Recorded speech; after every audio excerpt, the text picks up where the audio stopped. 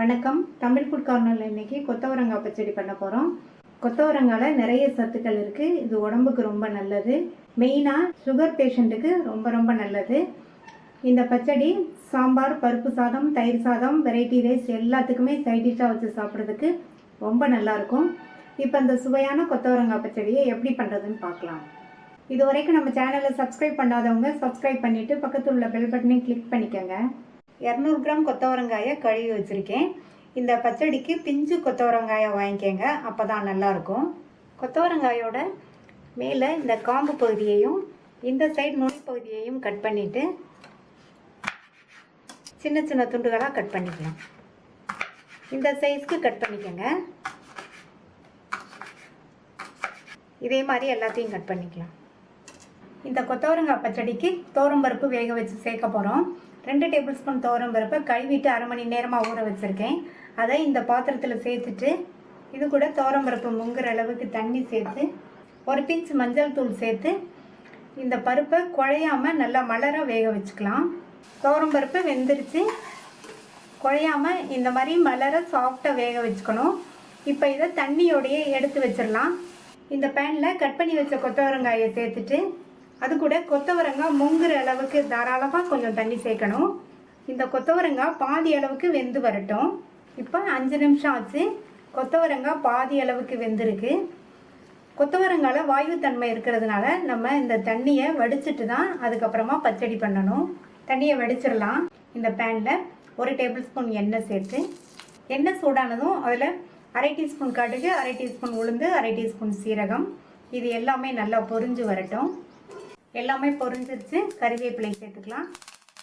10 சின்ன வெங்காயத்தை மெல்லிசாக கட் பண்ணி வச்சுருக்கேன். அதை சேர்த்துட்டு இது கூட 4 இடித்த பூண்டையும் சேர்த்து வதக்கிக்கணும். வெங்காயத்தை லைட்டாக வதக்கி விட்டுக்கணும். அடுத்து இது கூட 2 சின்ன தக்காளியை பொடியாக கட் பண்ணி வச்சுருக்கேன்.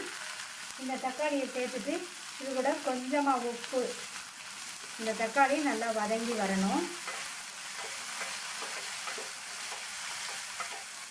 தக்காளி நல்லா வதங்கிடுச்சு. வடிகட்டின கொத்தவரங்காயை இதில் சேர்த்துடலாம். இந்த கொத்தவரங்காயை நல்லா வதக்கி விட்டுக்கணும். அப்போ பாதி அளவுக்கு வெந்திருந்தது.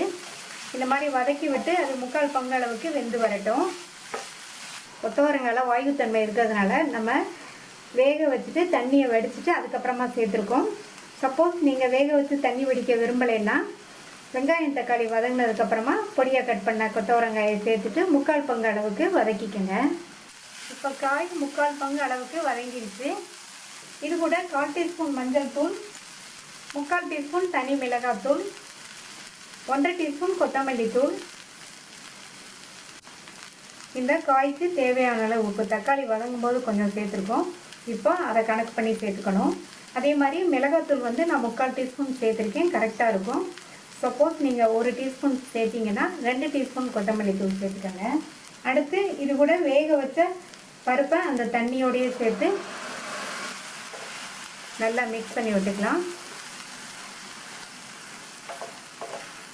இந்த சேர்த்துருக்க மசாலா தூளோட பச்சை வாசனையும் போகட்டும். இந்த பருப்பும் கொத்தவரங்காயோடு சேர்ந்து வேகட்டும். இது கூட இன்னொரு 1/2 கப் தண்ணி சேர்த்து வேக வச்சுக்கணும். எல்லாம் ஒன்று சேர்ந்து வெந்து வரட்டும். 3-4 நிமிஷம் ஆச்சு. எல்லாம் நல்லா ஒன்று சேர்ந்து கொதிச்சு இந்த காய் பருப்போடு சேர்ந்து நல்லா சாஃப்டாக வெந்துருச்சு. இந்த பச்சடிக்கு துவரம்பருப்பு நல்ல டேஸ்ட் கொடுக்கும். நான் 2 டேபிள் ஸ்பூன் துவரம்பருப்பு சேர்த்துருக்கேன். நீங்கள் விருப்பப்பட்டீங்கன்னா கொஞ்சம் கூட சேர்த்துக்கலாம். அடுத்து இது கூட பெரிய நெல்லிக்காய் சேர்த்த அளவு புளியை 1/4 கப் தண்ணியில் கரைச்சி வச்சுருக்கேன், அதை சேர்த்துக்கலாம். புளி சேர்த்தாதான் இந்த பச்சடி வந்து நல்லாயிருக்கும்.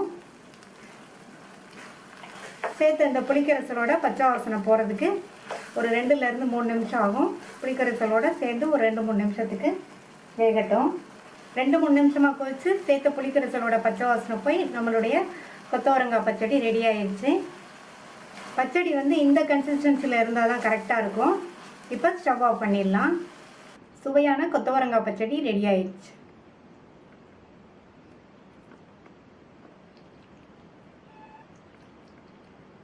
இந்த கொத்தவரங்காய் பச்சடியை ட்ரை பண்ணி பாருங்கள். ட்ரை பண்ணி பார்த்துட்டு உங்கள் கமெண்ட்ஸை சொல்லுங்கள். தேங்க்யூ.